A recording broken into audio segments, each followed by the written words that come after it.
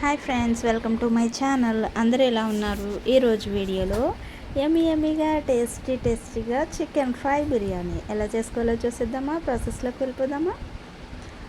ఒక పాన్ తీసుకొని onions, dry whole garam masala అంతా వేసి బాగా ఫ్రై చేసుకోవాలి. తర్వాత చికెన్ వేసి ఫ్రై అయిన తర్వాత మనం రైస్ ఎంత తీసుకుంటున్నామో దానికి తగ్గట్టుగా వాటర్ అనేది తీసుకోవాలి. తర్వాత వేరే బౌల్లో చికెన్ ఫ్రై కోసం ఆనియన్స్ ఫ్రై చేసుకుని తర్వాత దీనిలో చికెన్ వేసుకున్నాం కదా, అది ఉడికిన తర్వాత తీసి ఫ్రై అయిన ఆనియన్స్లో వేసి దీనిలో రైస్ వేసుకోవాలి.